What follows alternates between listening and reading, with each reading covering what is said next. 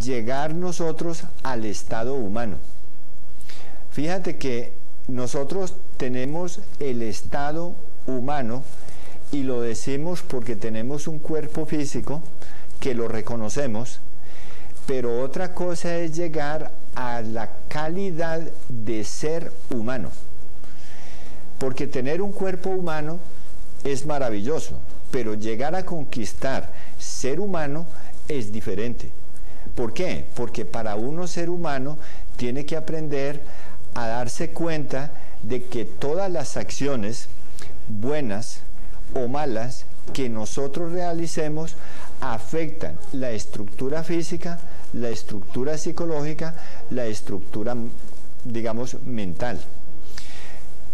Una persona que logre conquistar ese ser humano, entonces es una persona que sabe realmente hacer el bien, pero diferenciando lo que es el bien, porque en muchas ocasiones, digamos, esos términos bien y mal son manipulados.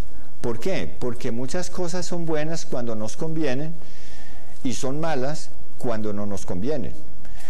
En muchas ocasiones, digamos, para una persona es bueno gritar, es bueno agredir, es bueno insultar, es bueno degenerarse, porque tiene una falsa satisfacción del yo, un falso sentimiento del yo. Y eso es lo que nos lleva a nosotros a permanecer siempre en el error, siempre en la equivocación. Cuando uno empieza a analizar su propia vida, debe descubrir de que esa parte humana nos permite a nosotros realizar una obra en la vida y que esa obra debe convertirse en algo grandioso. Uno debe de empezar a moldear su propio carácter.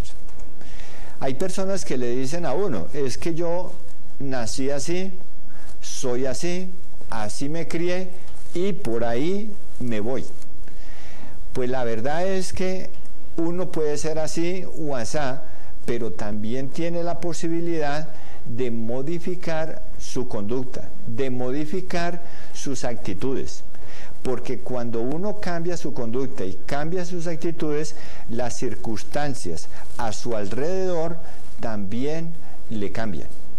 Pero es necesario reconocer que tenemos no solamente ese cuerpo, sino que tenemos una psicología que se expresa a través de nuestros propios pensamientos, de nuestros propios sentimientos, de nuestras propias palabras, de nuestras propias acciones, y que es importante observar para poder determinar qué cosas están en su sitio, en su lugar, y qué cosas están fuera de lugar.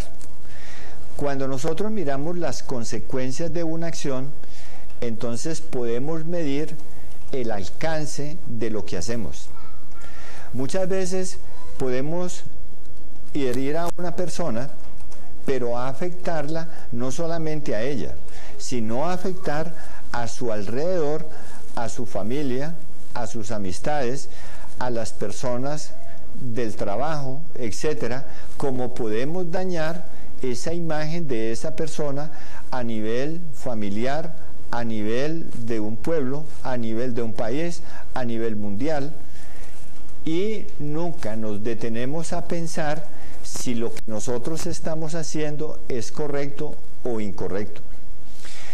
Realmente todos los seres humanos cometemos errores, pero es de necios permanecer en el error cuando uno reconoce la equivocación. Si uno la reconoce, entonces puede originar un cambio, porque ya ese es un punto que le permite a uno modificar esa actitud. Y se necesita un querer, porque si hay un querer, hay un poder. Y si hay ese poder, entonces podemos nosotros empezar a moldear nuestra propia existencia, a moldear nuestra propia vida, para hacérsela a uno más agradable, más edificante, más digna, más creativa y poder, digamos, servir a los demás en la mejor medida. Pero se requiere, digamos, de una voluntad de cambio, de una voluntad de transformación. Porque muchas veces decimos, bueno, yo tengo este error, pero no, lo voy a dejar para más adelante, cuando tenga tantos años, cuando tenga tanto tiempo, o cuando fulano cambie, cuando perencejo cambie, cuando sutanejo también cambie. El día que ellos cambien, voy a empezar a cambiar. No, uno no puede condicionar su propio trabajo, su propia transformación a los demás. ¿Por qué? Porque así como uno no puede pensar por otra persona o puede ingerir un alimento para que otra persona quede llena, es imposible originar un cambio en los demás. Lo que sí podemos es dar los ejemplos para que esas personas puedan realizar su propio cambio y darles las orientaciones y la instrucción que se requiere. Fíjate que lo que nosotros nos repetimos en nuestra mente lo condensamos. Por eso muchas veces las personas nos dicen una palabra, alguien de nosotros se ofende en su interior y repite esa ofensa las 24 horas del día. ¿Qué está haciendo? Alimentando esa debilidad, alimentando esa equivocación, porque no se comprende que uno no es lo que las personas piensen de uno. Uno no es lo que las personas digan de uno. Uno no es lo que los demás escriban, critiquen, juzguen o condenen. Porque si uno llega a saber quién es de verdad y descubres que eres una energía, que eres una conciencia, que eres un espíritu, entonces esas cosas verdaderas que soy no tienen nada que ver con lo que no soy. ¿Por qué? Porque nosotros no somos la ira, no somos la violencia, no somos la pereza, no somos la codicia, no somos la envidia. No, son fuerzas que se posesionan de nosotros para impedir tanto el crecimiento interior como la sabia interrelación con las personas. Nosotros podemos tomar la determinación de modificar esas energías negativas en nosotros. ¿Para qué?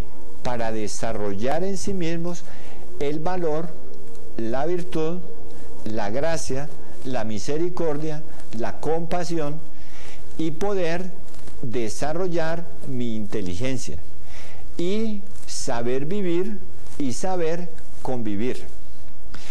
Cuando uno descubre que no es la ira, entonces se enfrenta a corregir las actitudes psicológicas de la ira. Empieza a analizar el por qué surge la ira. Cuando nosotros analizamos los procesos de la ira, encontramos que siempre son reacciones a frustraciones de deseos. Cada que se nos frustra un deseo, entonces hay una reacción violenta, hay una reacción de impaciencia, hay una reacción de ira. Muchas veces tenemos el deseo de que las personas nos aprecien, nos estimen, nos quieran, y cuando no nos